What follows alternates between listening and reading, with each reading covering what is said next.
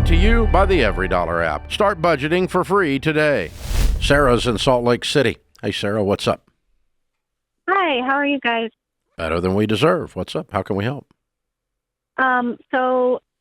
Question first, and then I have some more background information. But my husband, who's 28, and myself, who's 27, we bought a $476,000 two-bed, two-bath condo in 2022, and we're now looking to start a family, so hopefully we'll be growing out of it sooner than we expected.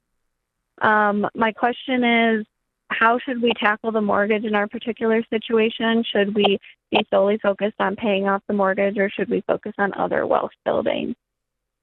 Do you have any other debt? Yes, we have no personal debt, but we have two mortgages, the condo, and then another mortgage for an investment property that we have renters in. Okay. And how much is the payment on the investment property? About $1,600. And how much is the rent on the investment property? $1,650. You should sell the investment property. You are losing money. That's shocking. Why is it shocking? A $50 cash flow is not a cash flow on a rental property. You should know that. Well, yeah, and I understand that, but it's more of a... You're losing money. Why would you have an investment that loses money? Because in the future it will hopefully make us money. Okay. The people that do that on real estate are the people that go broke doing real estate. So okay. You have created a destabilizing, high risk situation in your life with that investment property. I own several $100 million worth of real estate. I love real estate. I have a degree in real estate. I've been doing real estate since 1978. I went broke in the real estate business in the 80s. I've done it all on real estate, Sarah. I'm a huge fan of real estate, but you've been sold a lie that the future gains in value are worth the risk that you all are taking and how much this is upsetting your current budget situation. Because this house is costing you probably $5,000 or $6,000 a year out of pocket minimum. By the time in cash flow. Meanwhile, you're waiting on it to go up in value, and then you're calling about how to cancel the mortgage on the other side. The way to cancel the mortgage on the other side is get rid of your negative cash flowing rental property, because by the time you have vacancy, legal expenses, and repairs, you're losing your butt on that rental property. One emergency away. Yeah, I mean, it's one $4,500 heating and air unit, and you're baked. So that's what I would do. I'd get rid of that.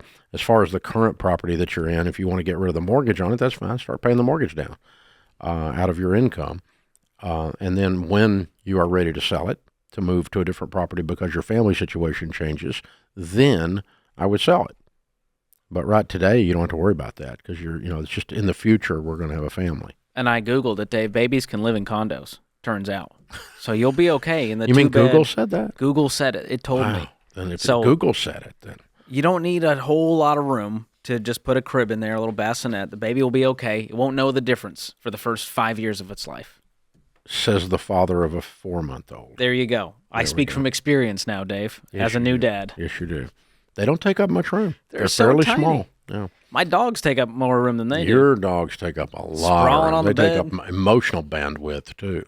But yeah. Living in my rent-free, Dave. And very expensive to boot.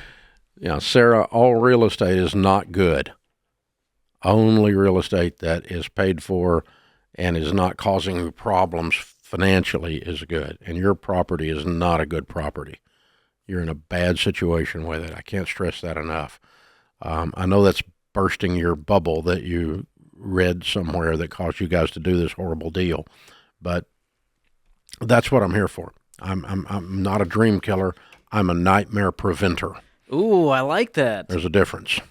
I don't believe in killing people's dreams, but if I can kill your nightmare, I will. And I've owned that piece of property that she owns just like that, and it is, You're playing Russian roulette with your checkbook. I bet during this show we'll take a call from someone on the other side who's been there, who said, Dave, I have to get rid of this property. We're underwater on this thing. We had an emergency, and so we just don't want that for you. Yeah. Everything was fine and we got laid off. Create your free every dollar budget today, the simplest way to budget for your life.